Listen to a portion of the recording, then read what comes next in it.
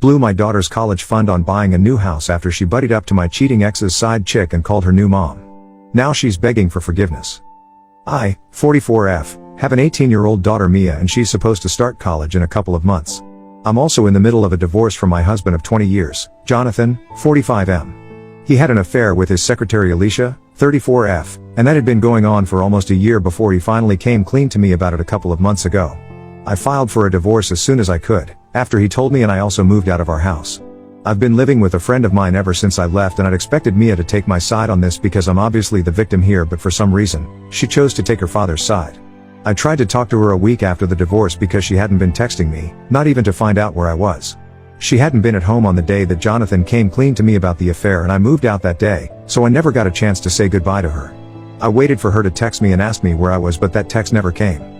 So after almost a week of waiting, I decided to text her first and told her that I was leaving her father because of his affair.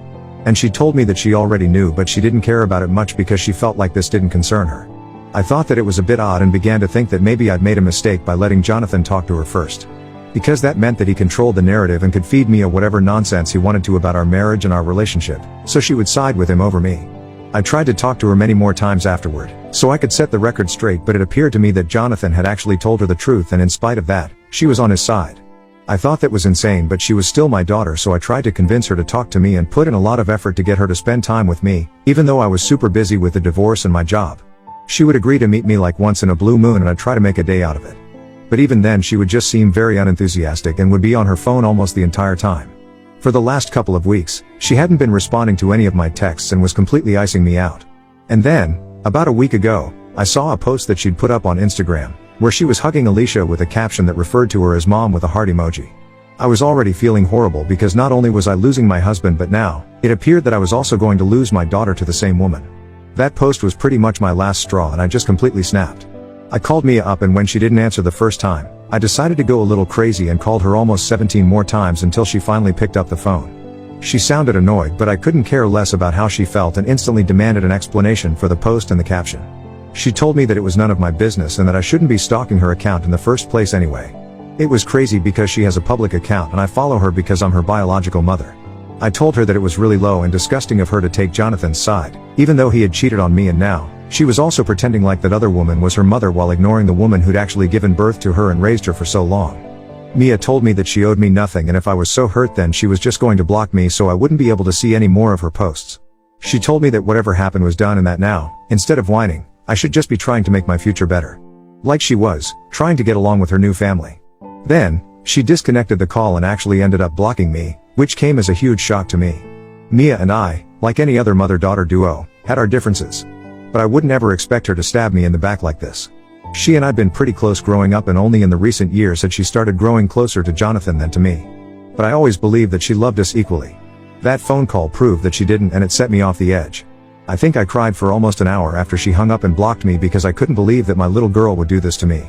But once I was done crying, I decided that I wasn't going to let everybody get away with walking all over me and then just keep sobbing for the rest of my life.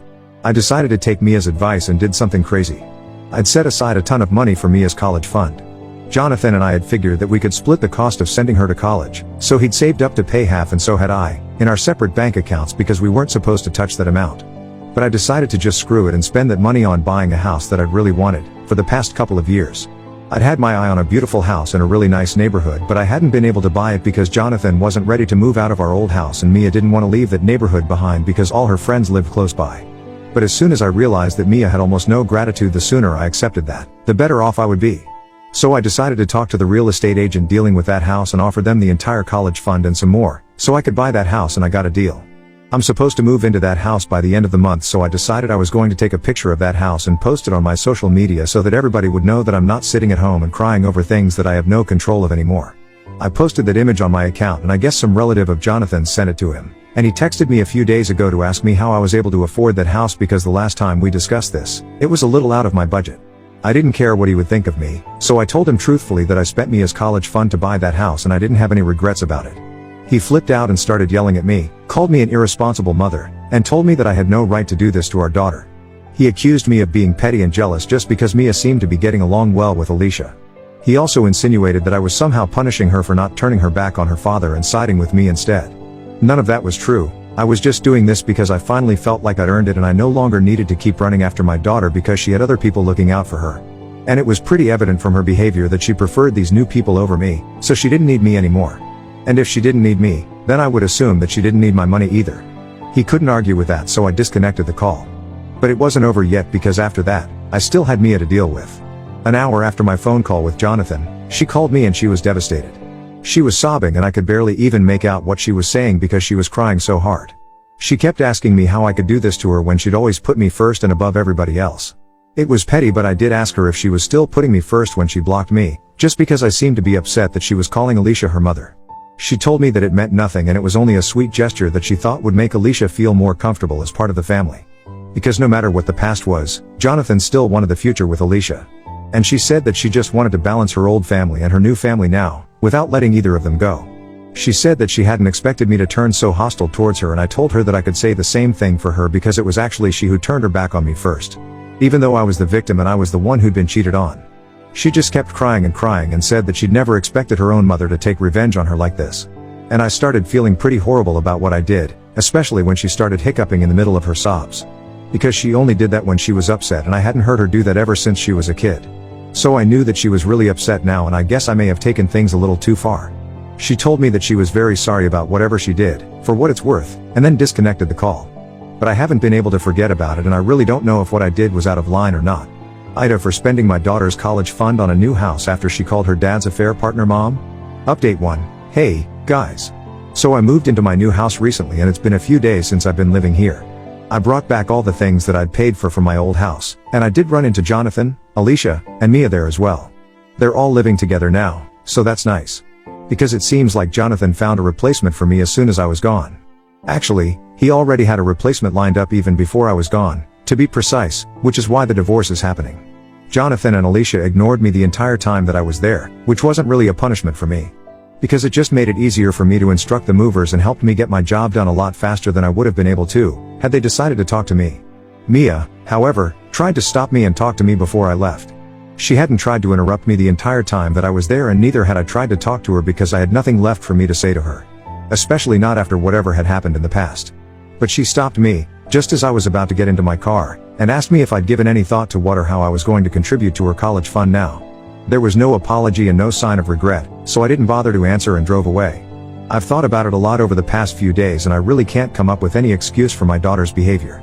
We had grown a little distant in the last couple of years, and I thought that it was normal because she was a teenager and I was her mother. So she couldn't get along with me, even if she wanted to. But she'd been on good terms with her father throughout, which made me feel a little alienated, but I never held that against her. This was different. This was something where I actually needed her to stand up for me, but she didn't do that, and I guess I was really disappointed. It was bad enough that she didn't stand up for me, knowing that her mother had been cheated on. But the way she treated me after that is what hurt. I don't think anybody would be able to tolerate that degree of disrespect, regardless of who it came from. And it's not as if my daughter's a child. She's an adult, she knew what she was doing. Update 2, like I'd said in my previous update, I can't forgive my daughter. And the money is already spent. So I don't understand the point of bothering me every other day. But Mia has decided that she's going to keep texting me every other day to ask if I changed my mind. I've been ignoring her for the past couple of days, but it's been almost a week and she still keeps doing it. So today I decided to finally text her back. I told her that the money was already spent now, so there was not much that I could do to bring it back. Besides, she'd already made her priorities pretty obvious to me, so it was kind of unfair for her to treat me badly and then expect me to pay for her college fund. The person she'd referred to as mom could actually make some contribution to her fund, and that would be a lot more reasonable. Mia got annoyed and texted back saying that it was just a post and there was no need for me to get so triggered over it. But to me, it wasn't just a post. It felt like a slap in the face, because not only was Jonathan choosing this woman over me, but it felt like my own daughter was also taking their side. And she was old enough to tell apart right from wrong, so it really didn't make sense to me why she'd chosen their side over mine. The only two explanations that I could come up with were that either she just didn't even think that they'd screwed up, which would be a terrible reflection of her morals, or maybe she knew something that I didn't and they were doing something for her that I couldn't. Either way, she wasn't on my side and she didn't have my back, which was a pretty huge heartbreak for me. I told Mia all of this, and the only thing she had to say to my long, emotional text was that I needed to get over it. I was so exasperated with her that I muted all notifications from her and archived her chat. I couldn't block her because she's still my daughter, but if she decides to test my patience again, I just might do it. Update 3. So, it's been 2 weeks since I last spoke to my daughter, and today, Jonathan and Mia decided to ambush me at my office. I was just about to leave the office premises so I could head out to a restaurant for lunch when I saw Jonathan's car parked across the street and both of them were leaning against it and waiting for me to come out. I decided that I was going to ignore them and just walk past them, but they made their way towards me and told me that I needed to talk to them and explain my actions to them. Even after so many explanations, I couldn't fathom what they were still confused about. I told them to go away, but like most other times, that didn't work and Mia started sulking and told me that if not Jonathan, I definitely did owe her an explanation. So I decided that I was just going to get this done with, once and for all. I told them to follow me into the nearest restaurant, and once we were seated, I decided to start talking without even giving them a chance to interrupt me. Because I wasn't interested in their side of the story at all. I told them that Jonathan and I, in spite of being together for almost 20 years, were still getting a divorce because he cheated on me. And instead of having some empathy for me, Mia decided that she was going to suck up to her father's affair partner and do everything in her power to make me feel bad about myself. As if I wasn't feeling bad enough because of the divorce and all the cheating already. I told her, to her face, that after everything that's happened, I really can't think of her as the daughter that I'd raised, because if she really was my daughter, she would never do the things and say the things that she had. It was all disgusting to the very core, and I didn't want to associate with any of them anymore. They were all immoral, unethical, and just disgusting people in general. I told Mia, in particular, that I was still entertaining her because she was my daughter. But had it been a stronger and more ruthless woman in my place, then she probably would have cut her off after that post. She was lucky that she even got a chance to talk to me at all, because not many people would give her that chance. After I was done talking, I could see tears in Mia's eyes, and I just knew that she was about to start crying, so I hurriedly grabbed my burrito, paid for it, and left. I'd said a lot of things, but it was still really hard for me to watch her cry. And I didn't want to appear weak, so I just left without another word. Neither of them has contacted me since then, and I hardly think that they will, after this. Even if they do, it'll probably not be to ask for the college fund anymore, because I think I've made it pretty clear why that's gone. So they really can't have any more questions about that. I still have to meet Jonathan in a couple of days for the negotiations, so I know that I'm going to have to continue seeing him. But I don't know what is going to happen to my relationship with Mia after this, because she seemed pretty upset today. I don't know what exactly made her cry, but I know that the things that I said today definitely got to her. Update 4. It's been a month since I last met my daughter, and I almost thought I would never see her again. It was sad, but I'd made my peace with it. There wasn't much that I could do at that point either. Jonathan stopped fighting me at the negotiations as well, probably because what I'd said at our last informal meeting at the restaurant got to him as well. I realized that once he'd told me about Alicia, I didn't even scream at him. I just left quietly and never looked back again. I guess the guilt hadn't really settled in, because I hadn't expressed how disappointed and angry I was until that day at the restaurant. As for Mia, we didn't speak for a month after that, and like I said, I almost thought that I would never see her again. She's supposed to start college in a couple of weeks, and I kept going through old photo albums of us when she was little. Because I felt like I'd be there to see her off when she went away to college. I kept thinking about how now, it would be Alicia instead of me who'd be seeing her off, and the thought made me really upset, but I couldn't do anything about it. 3 days back, when I received an email from Mia, and it was a pretty emotional one. She apologized to me for behaving the way that she did and told me the real reason she was trying to be nice to Alicia was that Jonathan had promised her that he'd buy her a car if she treated Alicia better, and also let her get an apartment in her second year with her friends. And she couldn't think of a way to do this without hurting me. She knew that if she continued to be on good terms with me, then I'd definitely ask her about her close relationship with Alicia, and she didn't want that. So she just started pushing me away and hoped that she'd be able to reconnect with me once she got the car. She said that she now understood that none of it was worth losing her relationship with me, and she regretted every single thing that she did. She told me that she'd really love it if I would be there to see her off when she started college, and told me the dates and everything. I haven't yet made up my mind on whether I want to go or not, because at the end of the day, she was doing this all for just a car, and so she could have fun with her friends. I could understand the appeal of that, because I, too, was once her age. But I would never hurt my loved ones for something as insignificant as that. And she did hurt me. She hurt me pretty bad. It was intentional, and it was for a really petty reason, so I don't know if I can forgive her so quickly. But at least she apologized, so that's something. I haven't responded to her email yet because I'm still struggling with what to do about this. I really don't think that a car or an apartment is a valid enough reason to act the way she did. But I do miss her terribly, and I really wish that we could go back to being the way that we were, or at least try to. Update 5. Hi, guys. Thank you so much for following my story and for all the comments and messages that I've received and still continue to receive. It really means the world to me that so many people resonate with me. Hang in there, things do get better. Mia and I have finally begun to work on a relationship. She's supposed to leave for college in a couple of days, and I finally responded to that email yesterday. I told her that she made me feel awful, like I'd failed as a mother and it would take me a while to come around. Having said that, I couldn't possibly stay away or keep her away from me anymore. Because she was my only child. People might think of me as weak or a pushover, but I think that there's been enough punishment and revenge in this family. And I can't go on like this, with so much hate in my heart. I fixed things, not out of a sense of duty or obligation, but because I really wanted to. I don't think that I would forgive her if I wasn't her mother, but I am, and I guess, just this once, I can look past whatever she did. As long as she promises that she will never do something like this again, not just to me but to anybody who loves her. We hopped onto a phone call afterward and had a real conversation about everything, which ended with both of us crying, and I guess that was a pretty good emotional release. She promised me that she would never repeat her behavior ever again, and that there was nothing in the world that she would want more than to fix her relationship with me. So we think we're going to try out online therapy sessions because we've clearly been through a lot, and I don't think we can work through these things without professional help. She also told me that she's asked her father to stay back home because she wants me to drive her up to her campus and help her settle in.